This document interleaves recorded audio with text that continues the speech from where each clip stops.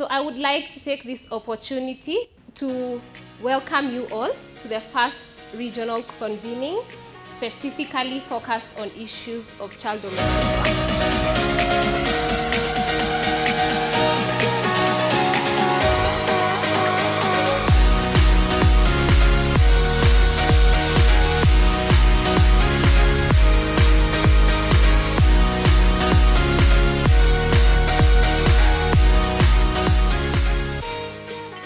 This forum is a platform where people with lived experiences will inform our program practices in the different areas where we work, and also will inform policy.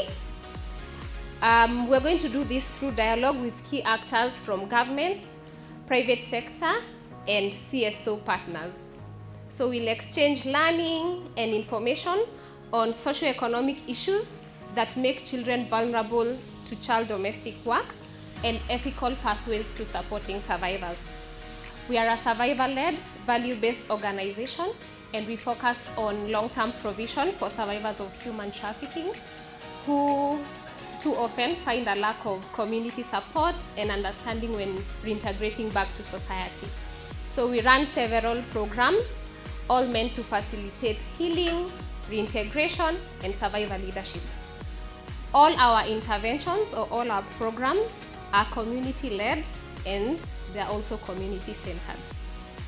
We are here to discuss child domestic work, which is an often invisible form of labor that profoundly affects the futures, safety, and rights of girls across our region.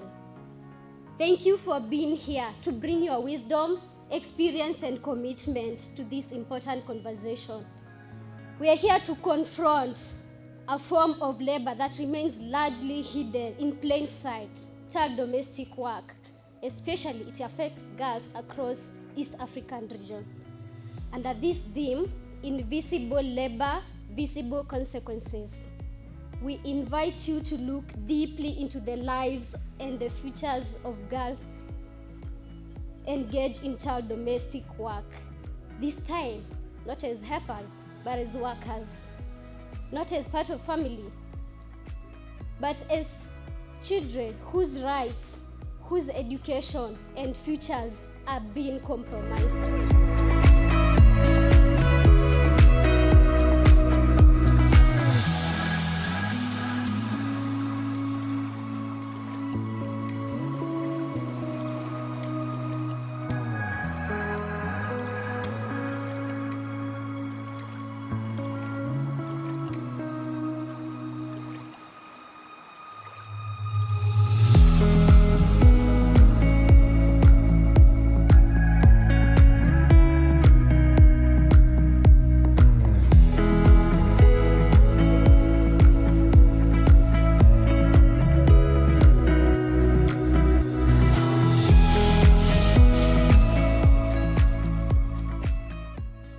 This is the very first regional convening.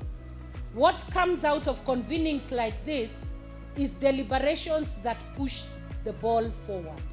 We have a big number of children who are transferred from Burundi to Tanzania for domestic work. So what we do, I think we are also guided by the law. So we are working with the migration department. So any child is not taken as a criminal or whatever. So we have that law that they are children, so they must be treated well as children. So migration officers, even when they are in them, they bring us from a safe house. So we do other basically needs, for instance, like the social support, legal support, food, medical, etc. And after that, we do family tracing. So, but I can admit that it's very challenging to do family tracing for the children who are outside of the country. Our focus is in part appealing to employers to provide opportunity for children who actually need children. And this is from the reality, from one of the insights from the research that we conducted. In part, yes, poverty is a big pushback in bringing children into domestic work.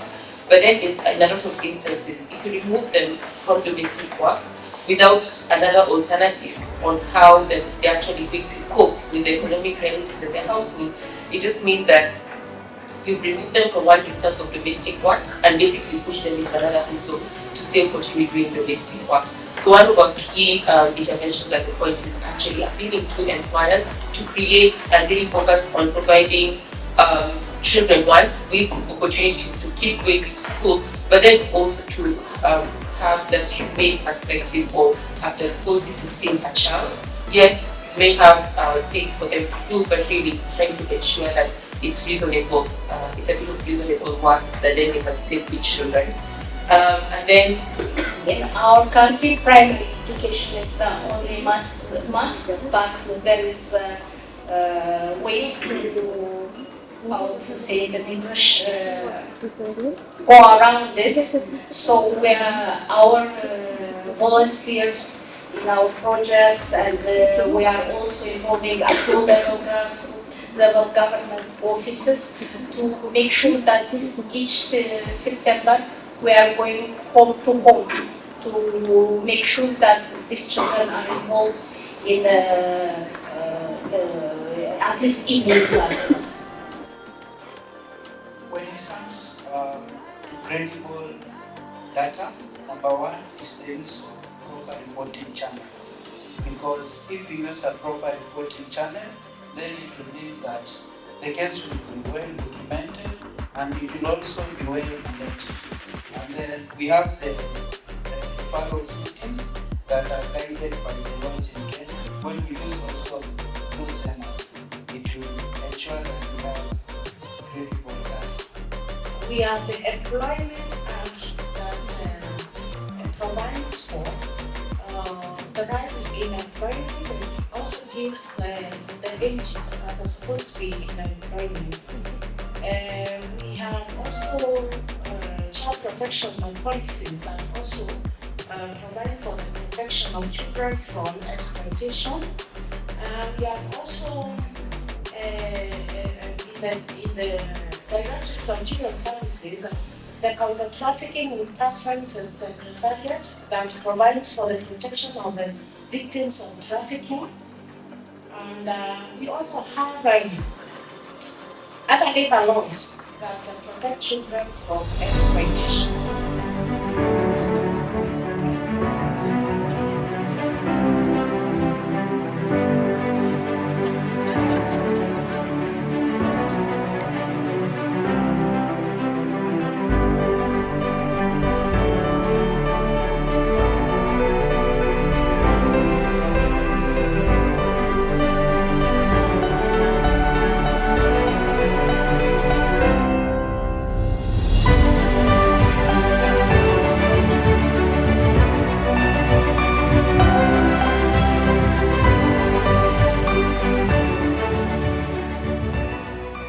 I expect this convening to be so formative and also making sure that we will look at solutions in a more regional approach.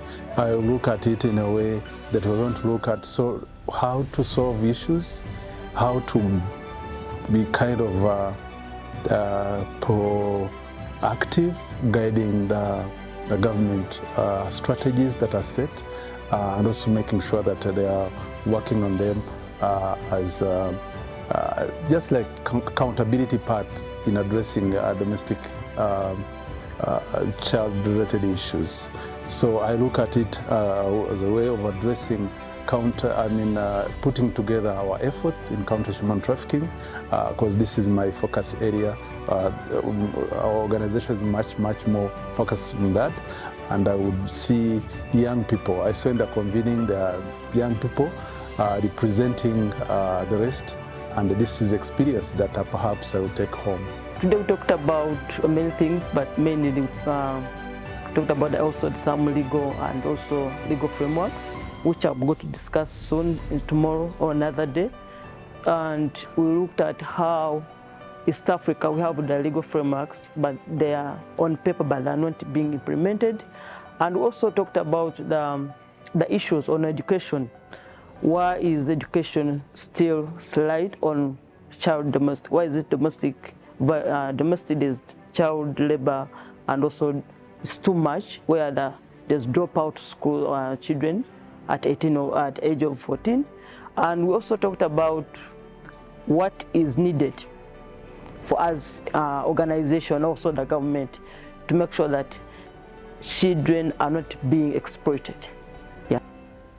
We gather here to honor the labor and leadership of children, especially girls and young women whose stories have often been silenced. Our intentionality is rooted in the belief that every survivor deserves more than just survival. We deserve to thrive, we deserve to lead, we deserve to dream, and to define the systems that are meant to protect us. Okay, Azadi Community is a survivor-centered organization, and the work that we do is to offer long-term capacity support to women and girls who are survivors of human trafficking. Azadi is being the bridge between long-term capacity support and direct service, because we noticed once survivors have been rescued and they go through the direct service, they go through immediate support, medical, psychosocial, there is that gap from how they're integrating back into their community. So we exist to ensure that when women and girls are going back to their community, they have the support that they need to reintegrate. The idea of the convening came to us because we have been looking at the conferences that are being organized in the trafficking sector, and most of them bring together adults and policy makers leaving behind children. And we've been working on the issue of children in domestic work.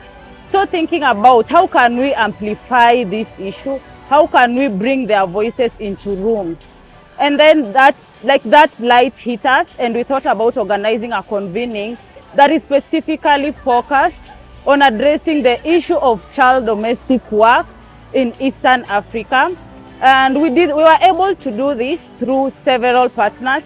We have partners from Uganda. From Uganda, we worked with Africa Queer Network. We have partners from Rwanda, Hope Iwasu Initiative. We also have partners in Ethiopia. We have KASMA, and we have partners from Tanzania as well, a feminist organization called Watesawa. And in Kenya, we also have several partners.